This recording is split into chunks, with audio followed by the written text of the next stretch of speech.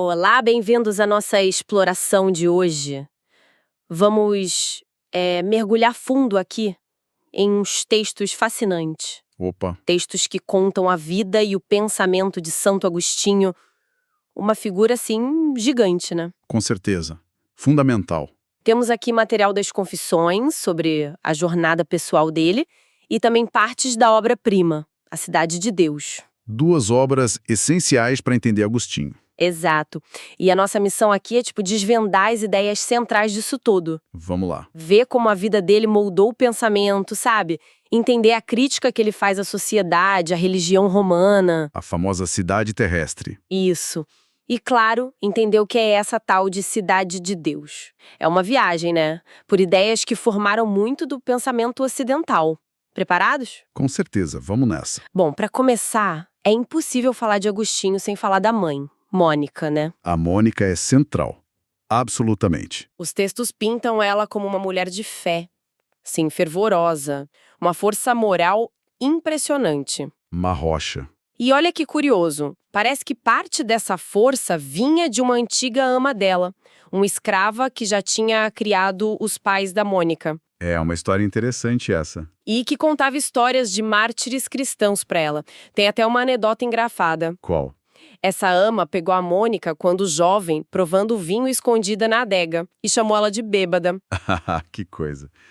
Mostra a rigidez da formação, né? Total. Figuras femininas muito fortes desde o começo da vida dele. Impressionante. E essa influência, principalmente a fé da Mônica, é um fio condutor na vida de Agostinho. Não tem como negar. Mesmo quando ele se afastou, Mesmo. Mesmo quando ele foi para Cartago, Roma, Milão, sabe? Explorando o maniqueísmo, ceticismo, neoplatonismo. Essa base estava lá, latente. A fé da mãe foi tipo uma âncora, mesmo que invisível às vezes, né? A busca dele pela verdade, essa coisa incessante, acho que tem raiz ali. faz sentido. E Cartago, onde ele foi estudar. Os textos descrevem como uma cidade, uau, rica, organizada. Poderosíssima, chegava a ameaçar Roma, né? Com a produção de grãos e tal, abastecia o império. Mas também era um caldeirão, né? Cultos pagãos pra todo lado, Ísis, Mitra. Sim, e astrologia também, que o próprio Agostinho praticou por um tempo, ele conta isso. É verdade. E ainda tinha as divisões entre os próprios cristãos, tipo os donatistas. Ah, os donatistas. Essa era uma questão enorme no norte da África naquela época. Explica um pouco mais, quem eram eles? Era um grupo cristão, na verdade majoritário, lá na região de Agostinho. Bem rigorosos. Eles defendiam que, os sacramentos só valiam se o padre ou bispo fosse digno, sem pecados graves, especialmente a traição durante as perseguições. Entendi. Uma visão bem radical para a época. Muito, e isso gerava muita tensão, muita divisão dentro da igreja na África. Era um ambiente, assim, bem efervescente, intelectual e religiosamente. E foi nesse ambiente que ele leu Cícero, né? Hortêncio. Exato. E esse livro mexeu muito com ele. Despertou um desejo pela sabedoria, pela filosofia, mas curiosamente também trouxe uma saudade do nome de Cristo, que ele aprendeu com Mônica. Mas ele não curtiu a Bíblia de cara, né? Não de cara. Ele tentou ler, mas achou o estilo muito simples, muito rústico, talvez, comparado com a beleza da retórica clássica que ele tanto admirava. Isso o afastou num primeiro momento. Essa busca toda levou ele para outros caminhos, então. Os maniqueus, por exemplo. Isso. Os maniqueus apareceram como uma resposta. Eles se diziam super racionais, sabe? Ah, era isso que atraía ele, a promessa de razão. Exatamente. Agostinho estava muito angustiado com a questão do mal. De onde vem o mal? E os maniqueus ofereciam uma explicação, um sistema dualista. Bem versus mal, luz versus trevas, uma luta cósmica. Parecia resolver tudo. Mas não resolveu para ele, no fim das contas. Não. Com o tempo, ele viu que a doutrina era mais obscura do que clara. E as práticas também não ajudavam. Aquele encontro dele com o bispo maniqueu Fausto foi decisivo. O que aconteceu? Fausto era famoso pela eloquência, mas quando Agostinho fez perguntas mais profundas, filosóficas, Fausto não soube responder. Foi uma grande decepção para ele. Viu que ali não estava a verdade que ele buscava. E além da questão religiosa, O contexto social e político na África era complicado também, você mencionou. Nossa, muito tenso. Tinha essa questão dos donatistas, que não era só teológica. Alguns grupos, como os Circunceliones, eram bandos armados. Armados? Como assim? Sim, fanáticos ligados aos donatistas que usavam violência, atacavam propriedades, intimidavam. Era quase uma guerrilha rural em nome da fé. O bispo Optato de Tinged era uma figura conhecida por liderar esses grupos. Que loucura! E ainda tinha a estabilidade política geral, tipo a tirania do conde Gildão, um oficial romano que governava a África de forma opressora. Agostinho viveu num mundo de muita violência e incerteza. Isso marca a visão dele sobre a fragilidade da paz terrena. E essa turbulência toda, né? Essa instabilidade. Culminando com o saque de Roma em 410.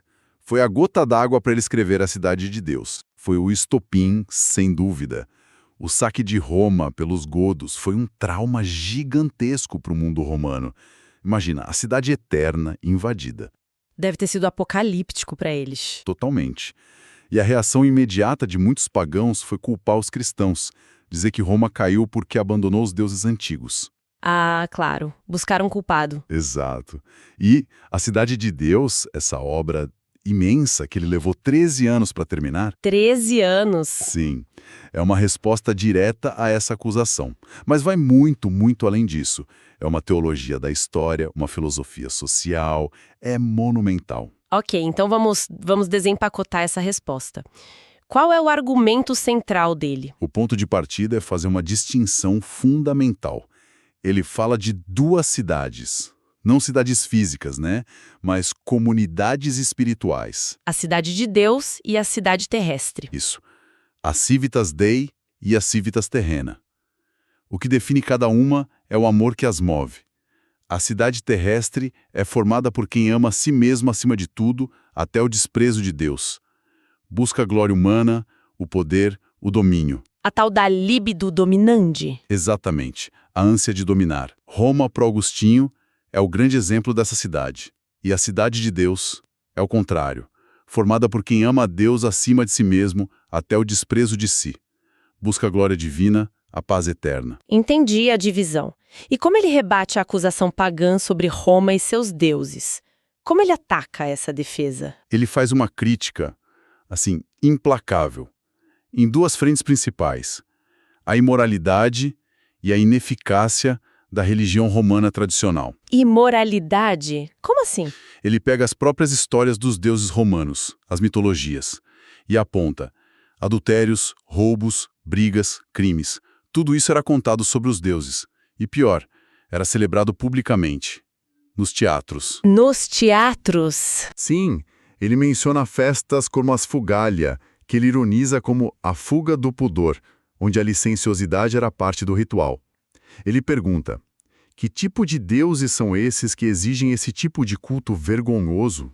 Mas será que os romanos mais cultos não viam isso só como, sei lá, alegorias, mitos sem sentido literal? Agostinho já pensa nisso, e aí ele aponta a hipocrisia. A elite romana desprezava os atores que faziam essas peças, considerava a profissão infame, negava direitos a eles, mas ao mesmo tempo venerava os deuses que supostamente exigiam essas mesmas peças. Nossa, que contradição. Exato. Se os deuses fossem exemplos de virtude, por que iam querer espetáculos imorais em sua honra? Ele até compara com Platão, que queria expulsar os poetas da cidade ideal justamente por contarem histórias ruins sobre os deuses. Entendi, a crítica moral é forte. E a ineficácia? Como ele argumenta que os deuses não protegiam Roma de verdade? Aí ele usa a própria história romana contra eles. Ele lista um monte de desgraças que aconteceram com Roma antes do cristianismo ter qualquer poder. Guerras civis terríveis, como a de Mário e Sila, com massacres dentro da própria cidade. É verdade, a história romana é cheia disso. Cheia? Desastres naturais, enchentes do Tibre, incêndios. Ele menciona o incêndio que destruiu o templo de Vesta, um lugar sagradíssimo. Nem a deusa Vesta, nem os outros deuses protegeram o próprio templo. Ponto interessante. E o exemplo mais impactante que ele usa é o de Régulo. Ah, o general romano que foi capturado pelos cartagineses. Esse mesmo. Régulo fez um juramento aos deuses romanos de que voltaria para Cartago se não conseguisse negociar a paz. Ele foi fiel ao juramento, um ato de pietas, de dever religioso. Voltou para Cartago e foi torturado até a morte de forma horrível. Que fim terrível. E Agostinho pergunta: cadê os deuses para proteger esse homem tão fiel a eles? Se não protegeram Régulo, como se pode esperar que protejam Roma inteira? Argumento forte. Ele conclui que a sorte das nações, a prosperidade ou a desgraça, não depende desses deuses falsos. Depende da providência do Deus verdadeiro, que tem seus próprios planos e permite certas coisas, até as calamidades, para corrigir ou testar as pessoas. E as virtudes romanas? Aquelas que eles tanto se orgulhavam. Coragem, patriotismo, justiça. Agostinho também desconstrói isso? Ele não nega que houve atos admiráveis, claro, mas ele questiona a motivação. Para ele, as virtudes da cidade terrestre, mesmo quando parecem boas, muitas vezes são manchadas. Pelo quê? Pelo desejo de glória humana, de ser elogiado, reconhecido pelos outros, ou pelo medo da vergonha pública. Dá um exemplo? Lucrécia, a matrona romana famosa pela castidade que se matou depois de ser violentada por um filho do rei. Ela foi louvada como heroína. Sim, um símbolo de virtude romana. Mas Agostinho analisa. Por que ela se matou? Por amor à pureza em si? Ou por medo do que os outros iam pensar? Medo de acharem que ela tinha consentido o que tinha perdido a honra aos olhos da sociedade. Ele chama isso de debilidade da vergonha. Não era a força da consciência limpa, mas o medo do julgamento alheio. Nossa, é uma leitura bem diferente. Totalmente. Para ele, a verdadeira virtude só nasce na cidade de Deus, quando a pessoa age por amor a Deus, buscando agradar a Ele, e não buscando aplausos ou fugindo da crítica dos homens. É uma reinterpretação radical do heroísmo romano mesmo. E ele chega a discutir as tentativas dos próprios romanos de justificar a religião deles. Tipo as ideias do Varrão. Sim, sim. E essa parte é fascinante. Varão foi um grande erudito romano, respeitadíssimo. Ele tentou organizar a bagunça da religião romana, dividindo a teologia em 3 tipos: mítica, física e civil. Mítica, física e civil. O que era cada uma? Mítica era a dos poetas, das fábulas, boa para o teatro. Física era dos filósofos, sobre a natureza das coisas, mais teórica. E a civil era do Estado, a praticada oficialmente nos templos e ritórios da cidade. Parecia uma tentativa de organizar, né? Parecia, mas Agostinho mostra que não funcionava. A teologia civil, a oficial, estava completamente contaminada pela mítica. Os mesmos deuses com histórias vergonhosas do teatro apareciam nos rituais sérios dos templos. A divisão era artificial. Entendi. E ele também tira sarro da quantidade absurda de deuses para coisas mínimas. Tinha Deus para o bebê nascer, Deus para o bebê chorar, Deus para o berço. Era uma lista infinita. Enquanto deuses considerados importantes como Jano ou Saturno tinham papéis meio confusos. É verdade. E ele questiona, se existe uma deusa chamada Felicidade, por que adorar tantos outros deuses para conseguir bens parciais, tipo saúde ou riqueza? Não era mais lógico e direto na deusa Felicidade? Boa pergunta. E a história do rei Numa Pompílio? Aquele que teria criado os rituais romanos. Agostinho usa isso também, né? Usa. E é um golpe forte no argumento pagão. Ele se baseia no próprio Varrão para contar isso. Numa Pompílio, teria aprendido os rituais sagrados através de hidromância. Hidromância. Adivinhação pela água. Exato. Que o próprio Varrão associava à necromancia, que é consultar os mortos, ou seja, demônios. Já começa suspeito. Séculos depois, esses livros foram encontrados por acaso. E o que o Senado romano fez? Mandou queimar tudo. Queimar os próprios fundamentos da religião, que coisa estranha. Exatamente a conclusão de Agostinho. Por que queimar esses livros secretos se eles contivessem algo bom ou verdadeiro sobre os deuses? A única explicação lógica para ele é que os livros revelavam algo muito perturbador. E o que seria? Agostinho sugere 2 possibilidades.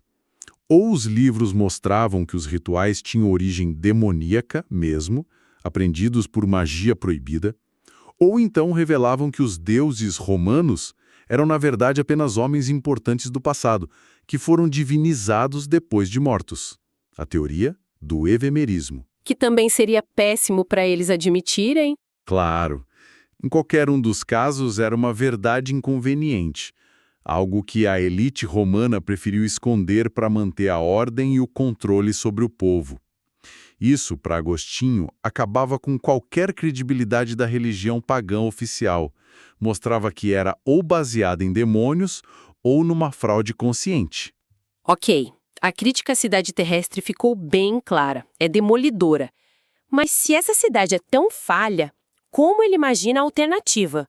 Como ele constrói a ideia da cidade de Deus? E como ele lida com questões difíceis como o mal, o sofrimento, coisas que ele mesmo viveu, né? Sim, ele viveu isso intensamente. A resposta dele sobre o mal é muito influenciada pelos filósofos neoplatônicos, mas ele corrige e completa com a fé cristã. A ideia central é: o mal não é uma coisa, não é uma substância criada por Deus. Não é, então o que é? O mal é uma privação, é a ausência do bem devido.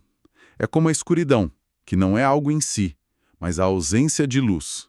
Ou a doença, que é a ausência de saúde, de ordem no corpo. Entendi. Uma falta, uma ausência. Exato. O mal moral que é o pecado é isso, a vontade de uma criatura, anjo ou homem, que se desvia do bem supremo, que é Deus. Ela se volta para um bem inferior de forma desordenada, se ama mais do que a Deus. Isso é uma falta de retidão na vontade. E o mal físico? Dor, doença? É uma consequência dessa desordem original.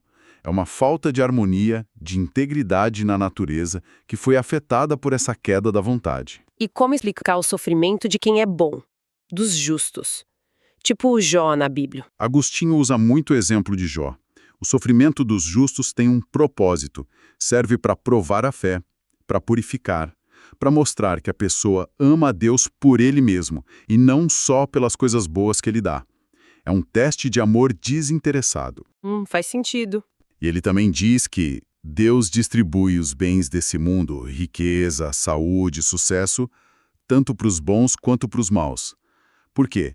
Para os bons não se apegarem demais a essas coisas passageiras, e para os maus, bom, pode ser uma recompensa por algum bem relativo que eles façam, ou para que a condenação final deles seja ainda mais justa, porque tiveram chances. E perder esses bens Como no saque de Roma, que muita gente perdeu tudo. pode ser uma lição, uma forma de aprender o desapego, de voltar o coração para o que realmente importa, que não são as riquezas terrenas.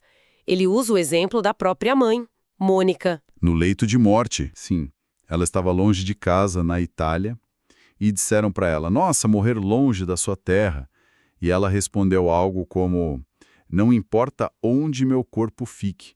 O que importa é que se lembrem de mim no altar do Senhor, onde quer que eu esteja." Isso para Agostinho era a atitude perfeita da cidadã da cidade de Deus, focada no eterno, não no temporal. Que exemplo forte!